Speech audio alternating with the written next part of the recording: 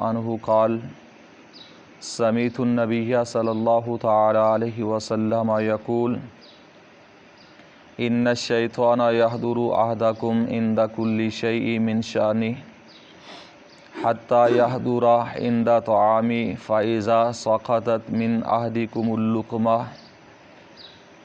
فلیمت ما کان بہ من اذى ثم لیأکلها۔ حضرت جابر رضی اللہ تعالیٰ عنہ حدیث پاک روایت فرماتے ہیں کہ میں نے حضور نبی کریم صلی اللہ تعالیٰ علیہ وسلم سے یہ فرمان اقدس سنا کہ آپ علیہ الصلاۃ والسلام فرما رہے تھے کہ شیطان تم میں سے ہر ایک شخص کے پاس ہر کام کے وقت موجود ہوتا ہے، حاضر ہوتا ہے، حتیٰ کہ تمہارے کھانا کھانے کے وقت بھی وہ حاضر ہوتا ہے، اور جب تم میں سے کوئی لقمہ گرا دیتا ہے، کسی کے ہاتھ سے لقمہ گر جاتا ہے، آپ علیہ الصلاۃ والسلام نے فرمایا اسے چاہیے کہ وہ لقمہ اٹھائے اور جو اس میں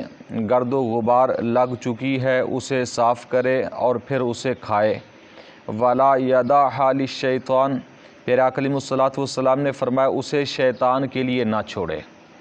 اور فرمایا فاذا فرغ فلیلعق اصابعہ، آپ علیہ الصلاۃ والسلام نے فرمایا جب کھانا کھانے سے فارغ ہو جائے تو اپنی انگلیوں کو چاٹے، فإنہ لا یدری فی ای طعامہ تکون البرکہ، آپ علیہ الصلاۃ والسلام نے فرمایا اس لیے کہ وہ نہیں جانتا کہ کھانے کے کس حصے کے اندر برکت ہے،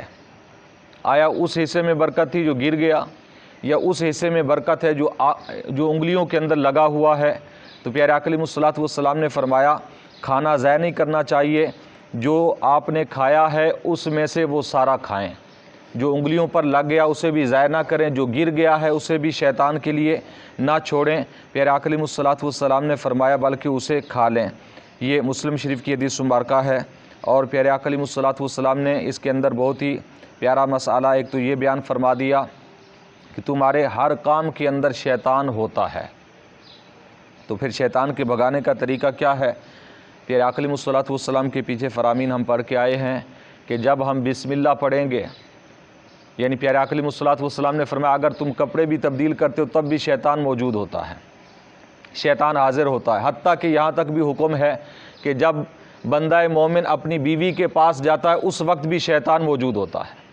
تو اس کی بھی ایک دعا ہے خصوصی، جو مخصوص ایک دعا، اگر وہ بھی نہیں آتی تو اس سے پہلے بندہ اگر بسم اللہ پڑھ لیتا ہے تو شیطان بھاگ جاتا ہے۔ یعنی کوئی بھی بندہ مومن کام کرتا ہے کسی قسم کا ہے تو شیطان ہر وقت اس کے ساتھ ہوتا ہے،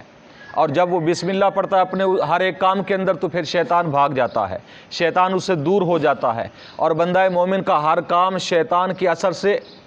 محفوظ ہو جاتا ہے۔ اور اگر بندہ مومن اللہ کا نام نہ لے، بسم اللہ شریف نہ پڑھے، تو پھر شیطان اس کے ہر ایک کام کے اندر شریک رہتا ہے۔ تو بہرحال پیارے آقا علیہ الصلاۃ والسلام نے فرمایا کھانا کھانے کے وقت بھی شیطان موجود ہوتا ہے، بسم اللہ پڑھو تو وہ تمہارے کھانے میں شریک نہیں ہوگا لیکن پھر بھی طاق میں بیٹھا رہے گا، جیسے ہی تمہارے ہاتھ سے کوئی ایک لقمہ گرا وہ اٹھائے گا۔ پیارے آقا علیہ الصلاۃ والسلام نے فرمایا اس لیے اسے بھوکا مارنا ہے، اسے ایک لقمہ گرا ہوا بھی نہیں دینا، وہ اٹھاؤ اور اسے صاف کر کے کھا لو۔ یہ پیارے آقا علیہ الصلاۃ والسلام کا حکم ہے اور یہ سنت ہے، بلکہ ہمارے بزرگان دین نے یہاں تک پھر فرمایا کہ ایسی سنت ہے یہ پیارے آقا علیہ الصلاۃ والسلام کی کہ جسے سنت ہدا کہتے ہیں، یعنی ہدایت والی سنت، اور سنت ہدا کو اگر بندہ چھوڑ دے تو بسا اوقات گمراہی کے راستے پر چل پڑتا ہے۔ اور اس کے اندر ہمارے بزرگان دین نے فرمایا، شارحین احادیث پاک نے، کہ آپ علیہ الصلاۃ والسلام نے اس لیے بھی منع فرمایا کہ اس کے اندر اسراف ہے،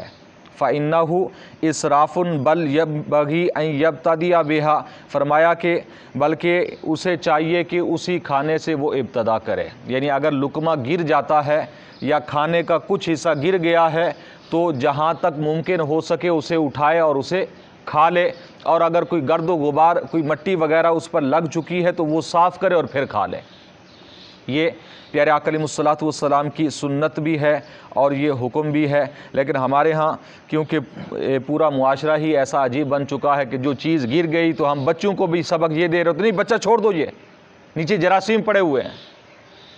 یہ ہم نے بچوں کا بھی آج یہ ذہن بنا دیا کہ کوئی چیز گر گئی تو اسے اٹھانا نہیں ہے۔ اب کئی ایسی چیزیں ہوتی ہیں جیسا کہ بچوں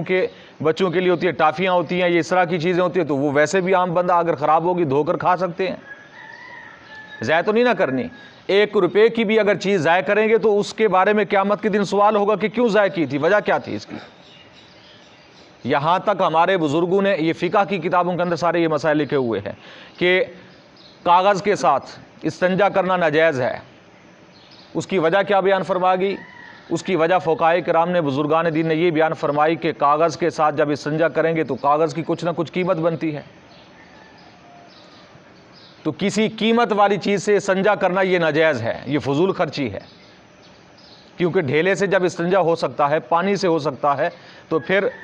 کاغذ سے یا کسی قیمتی چیز سے، تو اسے پھر اندازہ لگائیں ٹیشو پیپر سے کیسا ہے استنجا کرنا،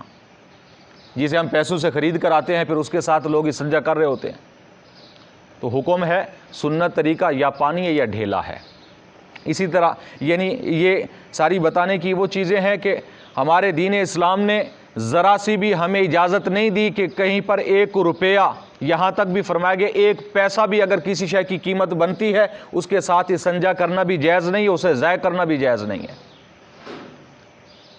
پانی مفت کا ہے، اسے بھی ضائع کرنے کا حکم نہیں ہے، ضرورت کے تحت استعمال کریں لیکن ضائع نہ کریں۔ تو یہ وہ ساری چیزیں ہیں کہ جن کے بارے میں قیامت کے روز سوالات ہو سکتے ہیں۔ اللہ تبارک و تعالیٰ پوچھ سکتا ہے کہ یہ تم نے فضول خرچیاں کیوں کی تھیں۔ تو ہمارے ہاں آج اسراف اور فضول خرچی کے اندر بہت زیادہ کھانا ضائع ہو جاتا ہے، ویسے عام طور پر بھی گھروں کے اندر ہو جاتا ہے۔ اس کے علاوہ بھی جو کھانا بسا اوقات بچ جاتا ہے، ایک دوسرے کا ہم جھوٹا کھانے کے لیے تیار نہیں ہیں۔ یعنی والد کا جھوٹا اولاد کھانے کے لیے تیار نہیں، اولاد کا جھوٹا والدین کھانے کے لیے تیار نہیں ہے۔ حالانکہ ہمارے دین اسلام نے حکم اس چیز کا نہیں دیا، حکم ہمارا اس چیز کا ہے ہر مومن کا جھوٹا کھائیں، اور جھوٹا مشروب ہے چاہے وہ کھانا ہے وہ پئیں، اس کے اندر شفا ہے۔ لیکن ہم ویسے بھی کہیں پر جائیں تو پانی پینا ہو تو گلاس کو پہلے ہی کھنگال لیتے ہیں، یا اسی وقت ایک شخص پانی پی کر جا رہا ہے ہم اسے کھنگال کے پھر جو ہے وہ انڈیل دیتے ہیں، پھر پانی پیتے ہیں۔ یا کسی کا بچا ہوا پانی ہے تو کئی مرتبہ یہاں دیکھا گیا کہ وضو کے ساتھ جس لوٹے کے ساتھ وضو کیا جاتا ہے اس لوٹے کے اندر بھی اگر پانی بچا ہوا ہم وہ ضائع کر دیتے ہیں، پھر نیا لے کر کرتے ہیں۔ ابھی اس میں کیا آ چکا ہے؟ کیا وہ خراب ہو چکا ہے؟ اگر کسی مسلمان بھائی نے وضو کیا، پانی بچ گیا ہے تو اس نے رکھ دیا، حکم بھی یہی ہے اسے ضائع نہیں کرنا چاہیے، رکھ دیں آپ تاکہ کسی اور کے کام آئے، تو وہ اور آتا ہے تو وہ انڈیل دیتا ہے اسے۔ یعنی یہ وہ فضول خرچیاں ہیں کہ جس پر ہم توجہ ذرا بھی نہیں دیتے، اور ان چیزوں کے بارے میں قیامت کے دن سوال ہوگا اگر ایسی فضول خرچیاں کریں گے تو۔ بہرحال اللہ تعالیٰ کی بارگاہ میں دعا ہے کہ نبی کریم صلی اللہ علیہ وسلم کے وسیلہ سے ہم سب کو دین کی صحیح سمجھ عطا فرمائے، پیارے آقا علیہ الصلوۃ والسلام کی تعلیمات پر عمل کرنے کی توفیق عطا فرمائے۔ آمین بجاہ النبی الامین وما علیہ الا البلاغ۔